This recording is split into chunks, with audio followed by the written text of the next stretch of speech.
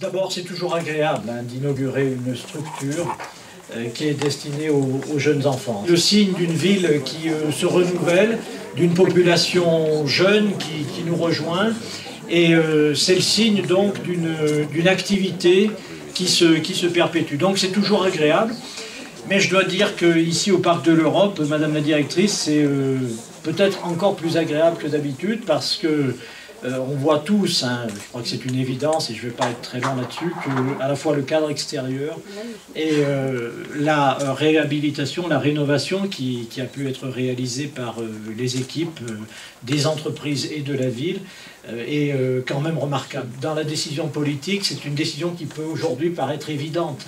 Tant le lieu et l'environnement sont bien adaptés aux jeunes enfants et peuvent vraiment leur permettre de s'épanouir. C'est pourtant une décision qui n'a pas été facile. Aujourd'hui, elle est bien comprise. Je me tourne vers Myriam Ulmer, notre adjointe à l'éducation, qui a suivi avec Florence Gasparic particulièrement ce dossier. Notre équipe municipale, nous sommes très attachés évidemment au renforcement des investissements en faveur des enfants, qu'ils soient de l'école élémentaire ou de l'école maternelle ou évidemment des crèches et des structures de petite enfance, parce que nous pensons qu'il est indispensable d'améliorer l'accueil de ces jeunes enfants. Ça permet aussi à des jeunes couples de trouver la ville plus attractive, plus sympa. Nous savons qu'il y a encore beaucoup de besoins.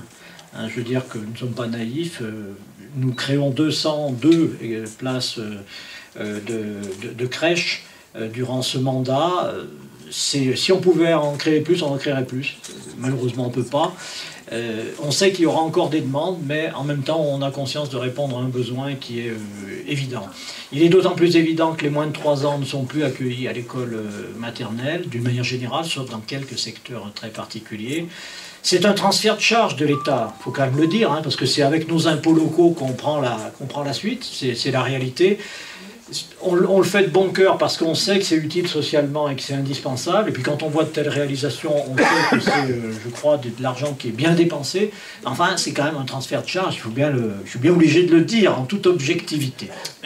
Comme vous, je trouve que c'est une magnifique réalisation, que je pense que les enfants sont dans les meilleures conditions possibles et qu'avec le dévouement du personnel, que je salue, évidemment, à cette occasion, eh bien, les petits bénéficient ici d'un cadre vraiment privilégié pour faire les premiers pas dans leur vie sociale. En tout cas, ça montre qu'il y a un début d'éducation, ça va bien au-delà de l'accueil. Il y a la socialisation et une préparation déjà à l'apprentissage, aux apprentissages et à la façon de prendre toute son autonomie dans la vie qui est très bien réalisée dans cette structure. Donc je voulais vous féliciter, Madame la Directrice, et puis vous dire que, évidemment, vous avez toute notre confiance avec l'équipe qui est présente ici pour assurer le meilleur service public que les Stéphanoises et les Stéphanois attendent.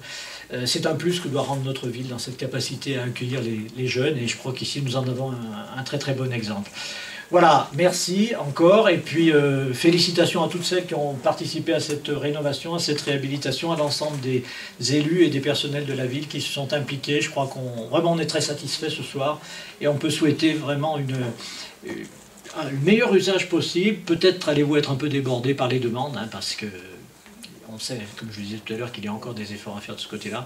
Mais en tout cas, c'est vraiment une réalisation qui donne beaucoup d'espoir, qui donne chaud au cœur, qui fait plaisir, je crois, concrètement à tous les élus qui ont pris ces décisions dans le sens de l'intérêt général, c'est ce qu'on essaye de faire d'une manière permanente. Merci à toutes et à tous.